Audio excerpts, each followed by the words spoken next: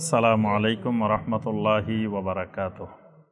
আলহামদুলিল্লাহি ওয়াহদা ওয়াসসালাতু ওয়াসসালামু আলা মান লা নাবিয়্যা বা'দা ওয়া আলা আলিহি ওয়া সাহবিহি ওয়া মাওয়ালা।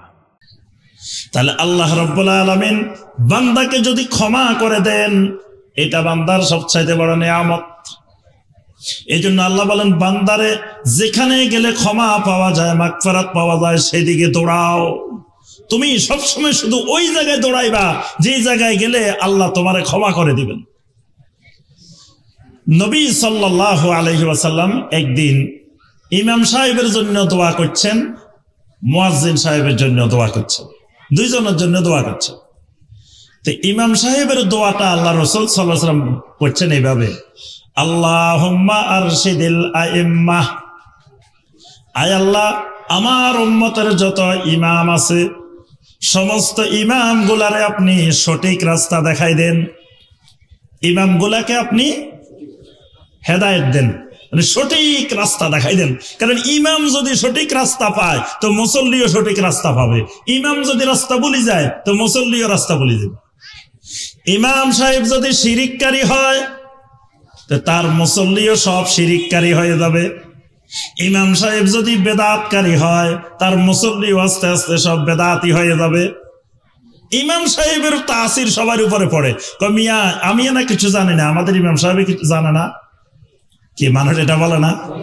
তাহলে ইমাম সাহেব যদি ভুল করে ফেলে, ইমাম সাহেব যদি উল্টাপাল্টা করে তো পুরা মুসল্লি উল্টাপাল্টা হয়ে যায়। আল্লাহ রাসূল সাল্লাল্লাহু আলাইহি ওয়াসাল্লাম দোয়া করলেন, আল্লাহুম্মা আরশিদিল আইম্মা, আয় আল্লাহ আমার উম্মতের ইমাম গুলারে আপনি সঠিক রাস্তা দেখাই দেন। এটা ইমাম সাহেবের দোয়া।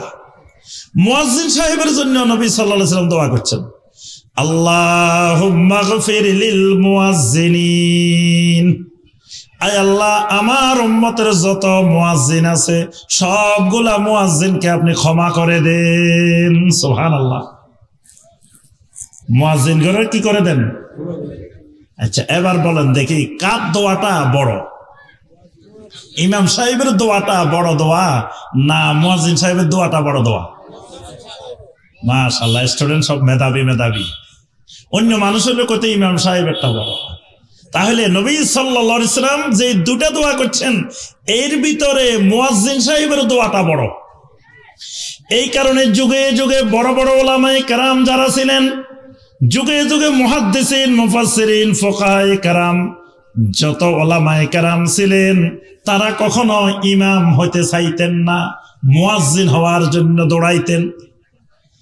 এখন কিন্তু ইমাম হওয়ার পাওয়া যায়, মুয়াজ্জিন পাওয়া মুশকিল। আজান দেন না কেউ, মুয়াজ্জিন সাহেব নাই, একজনেরও আপনি ডাকলে এই ভাই একটু আজান দেন, রাজি নেই। এই ভাই একটু আসেন আজান দেন, দেনা আজান দিতে কেউ রাজি নেই। আর আলেমদেরকে যদি বলেন আপনি একটু মুয়াজ্জিনি করেন, তো কয় আমার খাটো করে দিছে, আমার ইমাম না বানায়, কয় মুয়াজ্জিন।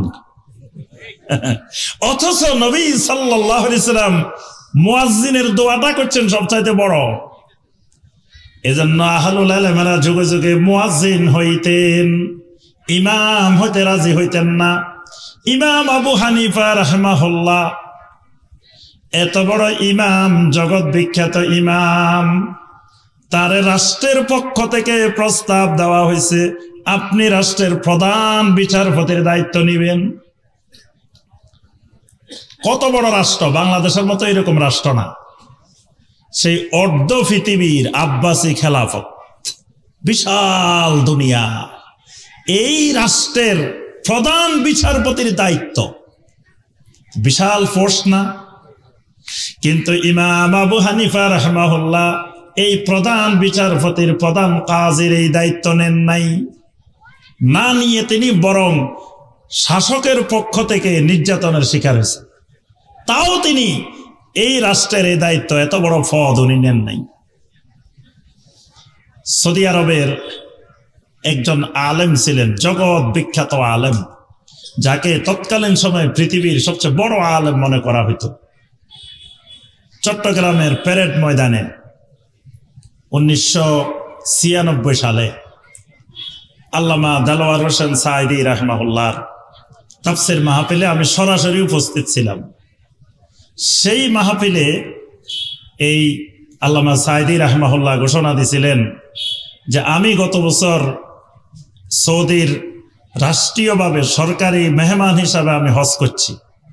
সাঈদী সাহেব বলছিলেন ওই হজের মধ্যে পৃথিবীর সবচাইতে বড় আলেমের সাথে আমার দেখা হয়েছে। আমি সেদিন, আমি তখন আলেমে পড়ি, মাদ্রাসায় আলেমে পড়ি, আলেমের ছাত্র। তো তখন ওনার মুখে প্রথম নামটা শুনছি যে পৃথিবীর সবচাইতে বড় আলেম, তার সাথে আমার দেখা করার, হাত মেলানোর সৌভাগ্য হয়েছে। তার নামটা কি আমি সেদিন মনে রাখছি, তার মুখ থেকে শুনি, তো মুহাম্মদ বিন সালেহ আল উসাইমিন রাহিমাহুল্লাহ। তো তিনি বলেন ওই আলেমের সাথে আমার দেখা হওয়ার পরে তার একটা তাফসির আমাকে দিছেন।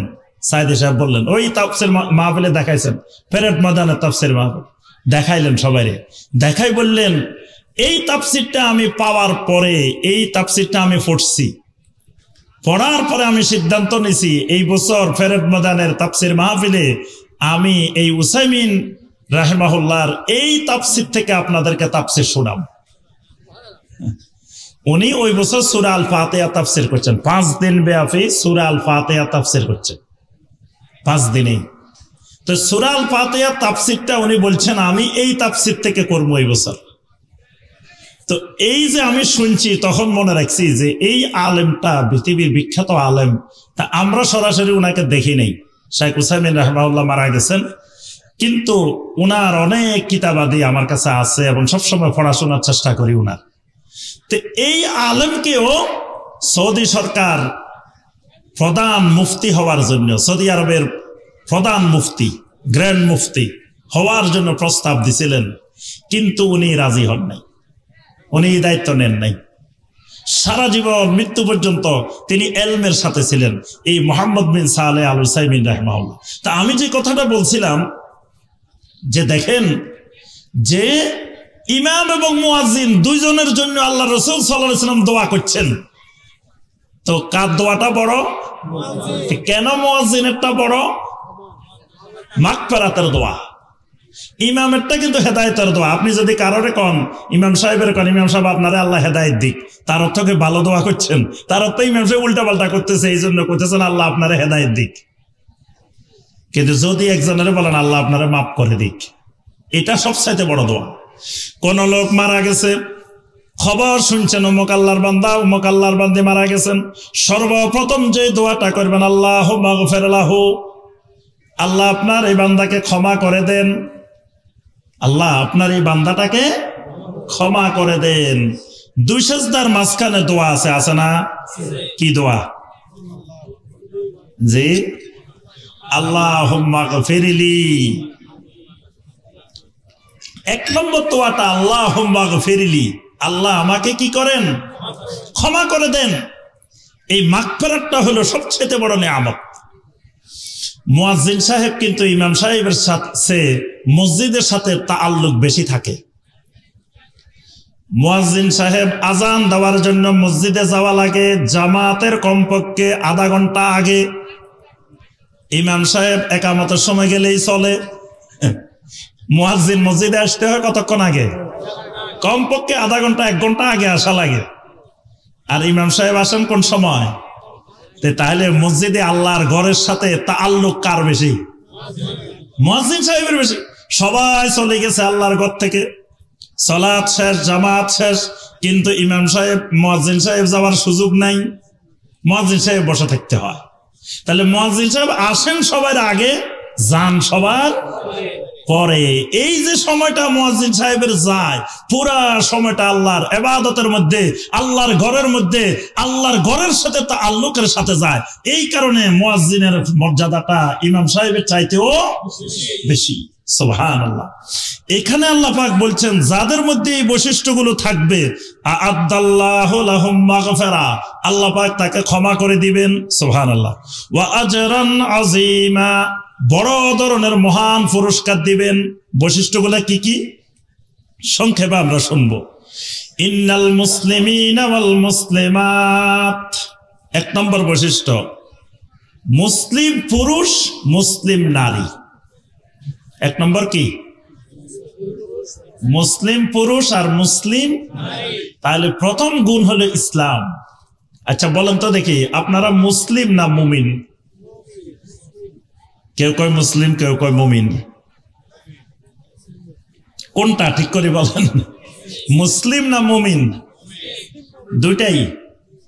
আমরা মুসলিমও মুমিনও। তবে আগে মুসলিম না আগে মুমিন হয়েছেন? আগে মুসলিম হয়েছি। প্রথমে আমরা মুসলিম হয়েছি, তারপরে কি হয়েছি? মুমিন হয়েছি। মুসলিম আপনি যখন কালেমায়ে শাহাদাত পাঠ করবেন, শাহাদা পাঠ করবেন, তখন আপনি মুসলিম হয়ে গেছেন।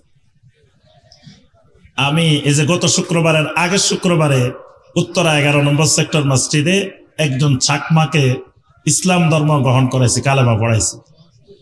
তো এই লোকটা শুধু কালেমা পড়াই দিছি। লোকটাকে আমি জিজ্ঞাসা করছি, আপনি ইসলামের কি কি জানেন? তো দেখলাম যে তেমন কিছু একটা জানে না। তো পরে আমাদের মসজিদের যিনি সম্মানিত সভাপতি প্রফেসর ডক্টর ফজলে এলাহি হাফেজাহুল্লাহ, তো তিনি বললেন যে আমি একটা ইনস্টিটিউট করব, এই অমুসলিমদেরকে, যারা নবমুসলিম নতুন মুসলিম হয়, এরা ইসলামের কিছুই জানে না, এদের জন্য কেমনে সালাত শিখতে হবে, কেমনে ঈমান শিখতে হবে, কেমনে দ্বীন শিখতে হবে, এরকম একটা ইনস্টিটিউট করব শুধুমাত্র নবমুসলিমদেরকে শেখানোর জন্য। তো এখন উনি কালেমা পড়ছে, খালি খালি কি পড়ছে আমার সাথে? আশহাদু আল্লাহ ইলাহা ইল্লাল্লাহু ওয়াহদাহু লা শারীকা লা ওয়া আশহাদু আন্না মুহাম্মাদান আবদুহু ওয়া রাসূলুহু। সুবহানাল্লাহ। এই কালেমাটা পড়ছে, মুসলিম হয়ে গেছে। কিন্তু ঈমান কি? ঈমান ভঙ্গের কারণ কি? ঈমানের রোকন কি? ঈমানের শর্ত কি? এই আল্লাহর বান্দা এখনো কিছুই জানে না। তাহলে লোকটা প্রথমে মুসলিম হয়েছে, এরপরে যখন ওগুলা জানবে আর মানবে, তারপরে যাই লোকটা মুমিন হবে, তারপরে লোকটা কি হবে? এই কারণে আল্লাহ রাব্বুল আলামিন সূরা আল হুজুরাতের মধ্যে বলছেন, ক্বালাতিল আ'রাবু আমান্না, বেদুইনেরা আসি বলে আমরা ঈমান আনছি, ঈমানদার হয়ে গেছি। আল্লাহ পাক বলেন, কুল লাম তুমিনু, ও বেদুইনেরা বলো আমরা মুমিন হই নাই, ঈমানদার হই নাই। কি বলবা তোমরা? ওয়ালাকিন কুলু আসলামনা, তোমরা বলো আমরা মুসলিম হইছি। ওয়ালাম্মা ইয়াদখুলিল ঈমানু ফি কুলুবিকুম, কারণ ঈমান এখনো তোমাদের অন্তর পর্যন্ত পৌঁছে নাই। ঈমান এখনো জবানে রয়ে গেছে। কারণ তুমি শাহাদা জবানে কালেমা পড়ছো, কিন্তু ঈমান এখনো অন্তর পর্যন্ত, কল পর্যন্ত পৌঁছে নাই। তাহলে প্রথম একজন মানুষ কি হয়? মুসলিম হয়। মুসলিম হয় কিভাবে? ইসলাম গ্রহণের মাধ্যমে। ইসলাম থাকলে মুসলিম, ইসলাম না থাকলে মুসলিম। আচ্ছা, এবার আপনাদের কাছে প্রশ্ন। এক নম্বরে আমরা বুঝবো ইসলামটা। আল্লাহ রাব্বুল আলামিন কোরআনে কারিমে অনেক আয়াতে বলছেন মুসলিম হওয়ার জন্য, বলছেন না? আবার আরেক আয়াতে আল্লাহ বলছেন যে আল্লাহর জমিনে যত মাখলুক আছে সবাই মুসলিম। এই দুইটা বুঝাই আমরা এই এক নম্বর পাঠ শেষ করব। আল্লাহ রাব্বুল আলামিন দেখবেন একটা আয়াতে কারিমা আমি সবসময় পড়ি, এই কারণে যে আল্লাহ রাসূল সাল্লাল্লাহু আলাইহি ওয়াসাল্লাম যে কোনো আলোচনা শুরু করলে এই আয়াত দিয়ে শুরু করতেন। ইয়া আইয়ুহাল্লাযীনা আমানুত্তাকুল্লাহা হাক্কা তুকাতি ওয়া লা তামুতুন্না ইল্লা ওয়া আনতুম মুসলিমুন। সূরা আলে ইমরানের 102 নম্বর আয়াত। আল্লাহ রাব্বুল আলামিন এই আয়াতে কারিমায় বলেন, ওয়ালা তামুতুন্না, খবরদার খবরদার কেউ মরতে পারবে না, ততক্ষণ পর্যন্ত কেউ মরিও না, ইল্লা ওয়া আনতুম মুসলিমুন, যতক্ষণ পর্যন্ত না তুমি মুসলিম হইবা। মুসলিম হয়ে মরিবা, মুসলিম হওয়ার আগে মরিও না। তাহলে মরতে হবে কি হয়ে? ইব্রাহিম আলাইহিস সালামকে আল্লাহ রাব্বুল আলামিন বললেন, ইদ ক্বালা লাহু রাব্বুহু আসলিম, ও ইব্রাহিম আমার খলিল, আপনি মুসলিম হয়ে যান। আসলিম, ক্বালা আসলামতু লিরাব্বিল আলামিন। সুবহানাল্লাহ। ইব্রাহিম আলাইহিস সালাম বললেন, আমি আমার রব্বুল আলামিনের প্রতি মুসলিম হয়ে গেলাম। ইব্রাহিম আলাইহিস সালাম ইয়াকুব আলাইহিস সালাম মারা যাওয়ার আগে সন্তানদেরকে ডেকে বললেন, ইয়া বানিয়া, ও আমার সন্তানেরা, আমার বংশধরেরা, লা তামুতুন্না ইল্লা ওয়া আনতুম মুসলিমুন, তোমরাও মুসলিম না হয়ে মরিও না, তোমরাও মুসলিম না হয়ে। তাহলে মুসলিম হয়ে মারা যেতে হবে, মারার আগে মুসলিম হইতে হবে। আরেকটা আয়াত আমরা বলছি, আল্লাহ পাক বলছেন, ওয়ালাহু আসলামা মান ফিস সামাওয়াতি ওয়াল আরদি তাওআন ওয়া কারহা। জমিনে যত মাখলুকাত আছে, আসমানে জমিনে যত মাখলুকাত আছে, ইচ্ছাই হোক আর অনিচ্ছাই হোক, তারা সবাই আল্লাহর সামনে মুসলিম হয়ে গেছে।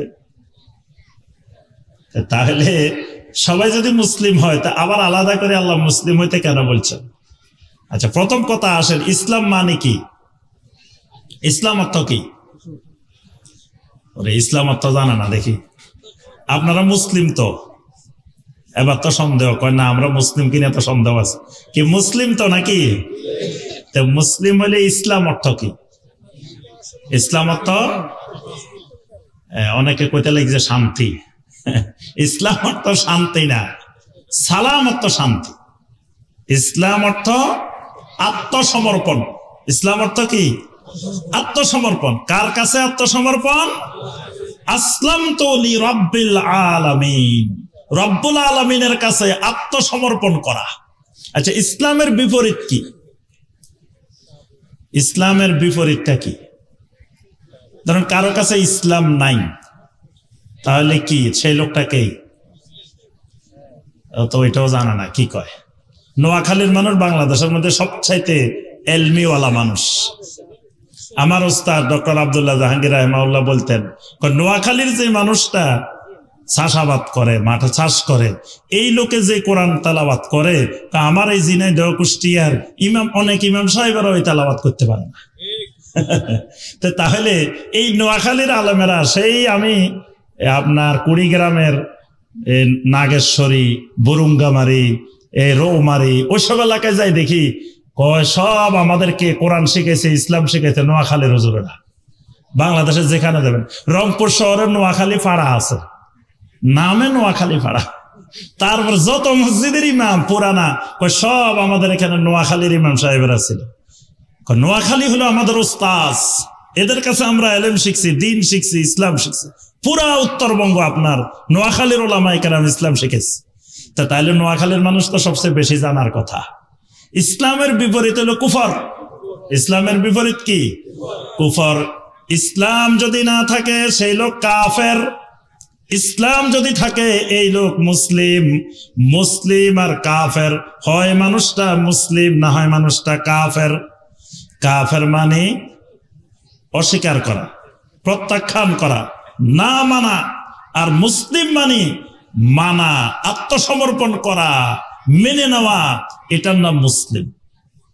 তাহলে যেখানে আল্লাহ পাক বলছেন ইচ্ছায় অনিচ্ছায় সবাই মুসলিম, এখানে হলো অনেক জিনিস আছে আমি আপনি চাইলেও মানতে হয়, না চাইলেও মানতে হয়, আছে না? দেখবেন আমার আপনার চুল দাড়ি সাদা হয়ে গেছে, কিন্তু আমি আপনি চাই না চুল দাড়ি সাদা হোক। আমি আপনি চাই চুল দাড়িগুলো কালো থাকুক, যুবক থাকি, বুড়া না হই। কি চাই না সবাই? কিন্তু চাইলে কি কাম হয়? চাইলে হয় না।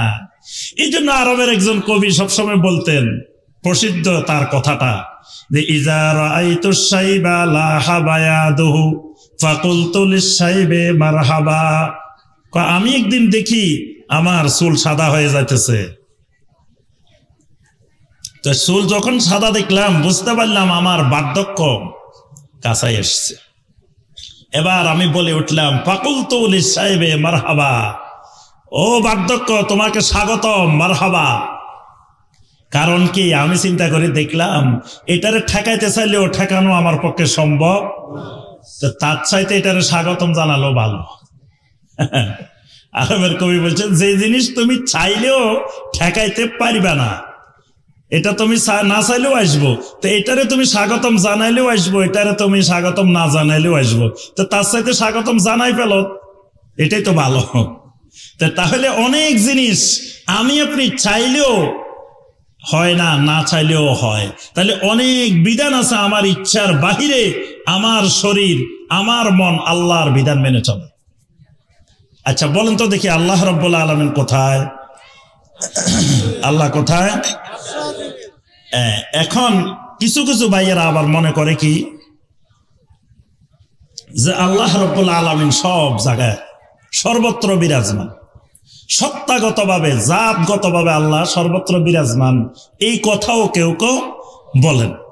আচ্ছা, যে ভাইরা এই কথাটা বলেন, ওনারা দেখবেন আবার যখন দোয়া করে আল্লাহর কাছে, রব্বানা আতিনা ফিদ দুনিয়া হাসানা ওয়া ফিল আখিরাতি হাসানা ওয়া কিনা আযাবান নার, হাত তুলছে কোন দিকে? যদি আল্লাহ রাব্বুল আলামিন সর্বত্র বিরাজমান হয়, তো হাত খালি উপরে কেন?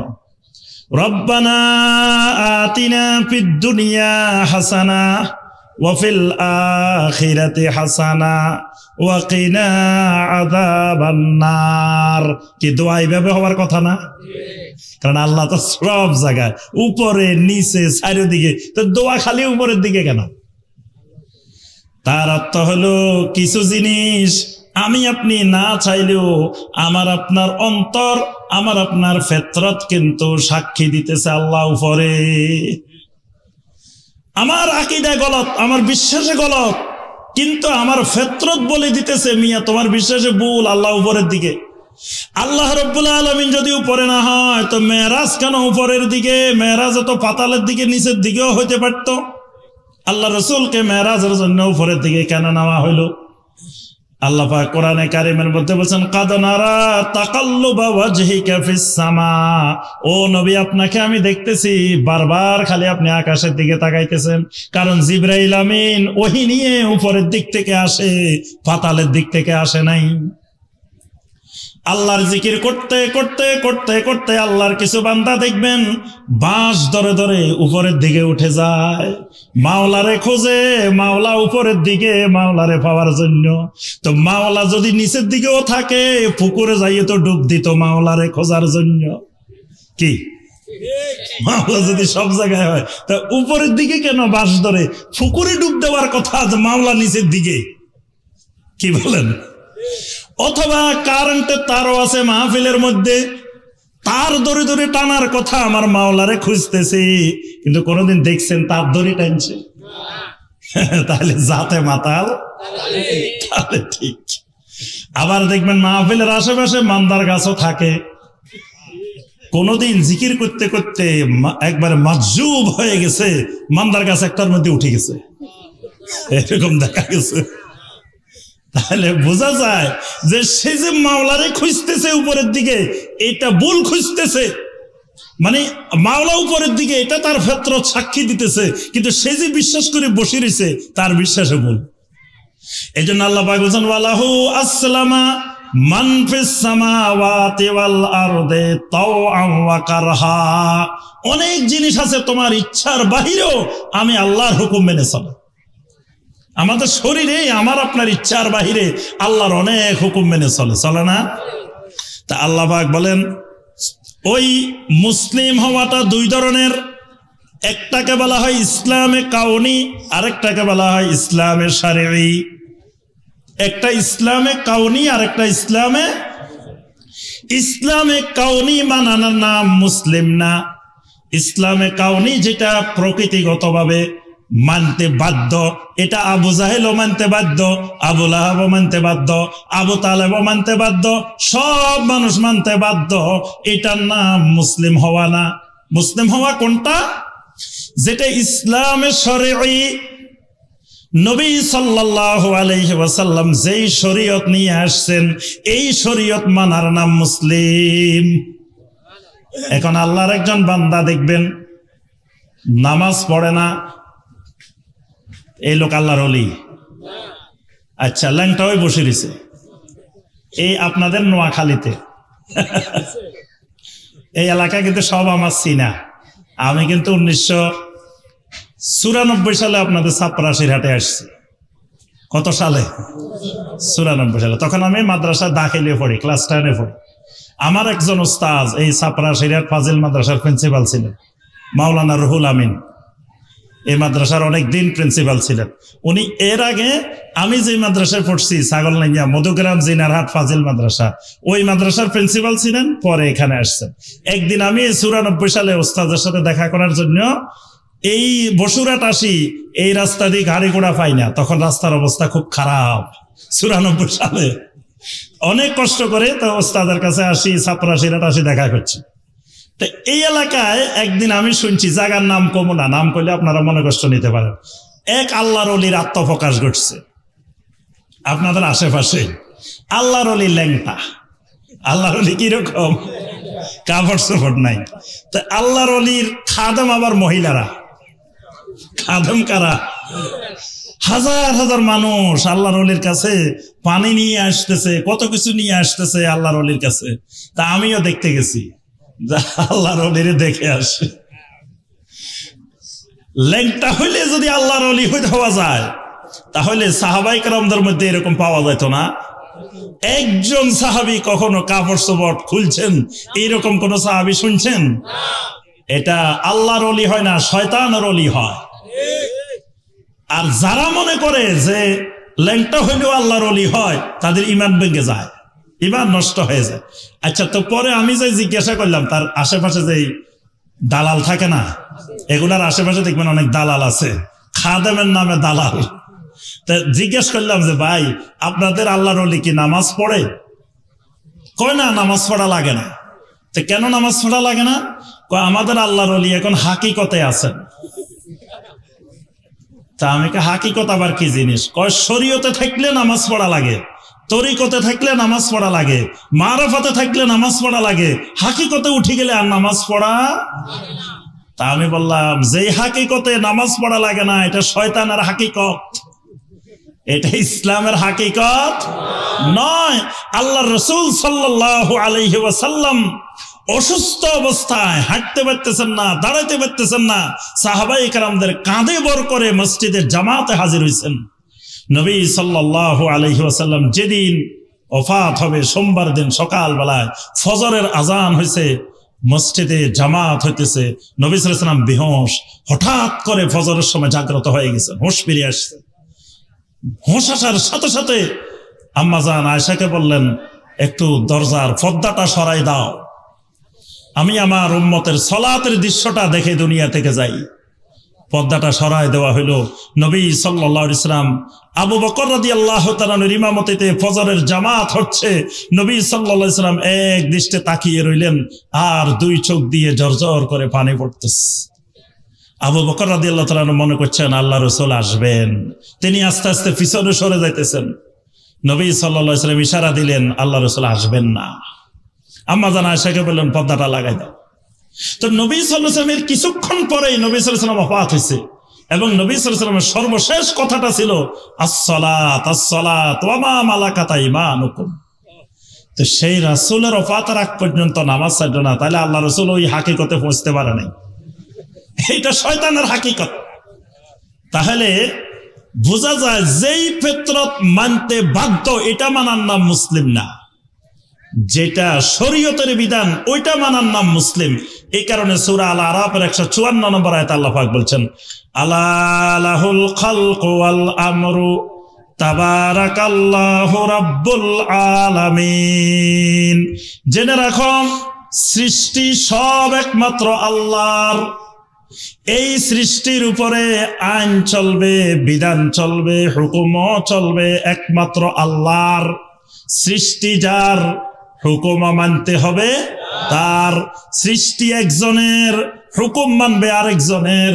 এটার নাম মুসলিম না, এটার নাম কাফের, এটার নাম ওয়ামান লাম ইয়াহকুম বিমা আনসালাল্লাহু ফাউলাইকা হুমুল কাফিরুন।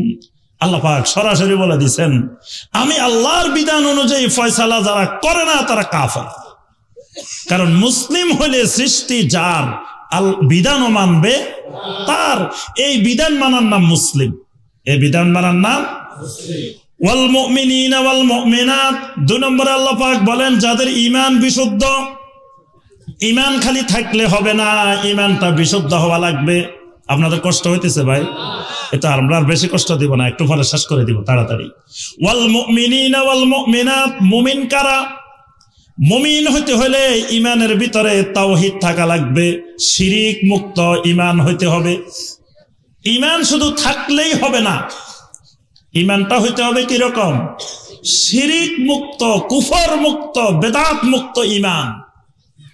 নবী সাল্লাল্লাহু আলাইহি সাল্লামের যুগে আবু জেহেলেরও ঈমানদার দাবি করতো না? আবু জেহেলেরা কি নিজেরা নিজেদেরকে কাফের মনে করতো? আমরা তো বলি এরা কাফের, হেরাকে নিজেদেরকে কাফের মনে করতো? হেরা নিজেদেরকে কি মনে করতো?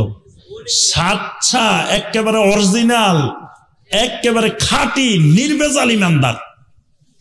আর নবী সাল্লাল্লাহু আলাইহি ওয়াসাল্লাম আর সাহাবায়ে কেরামদেরকে বলতো এরা ধর্মতে আগে, অর্থাৎ এদের বাপ দাদার যে ধর্ম নবী সাল্লাল্লাহু আলাইহি ওয়াসাল্লাম সেই ধর্ম ছাড়িয়ে দিছে।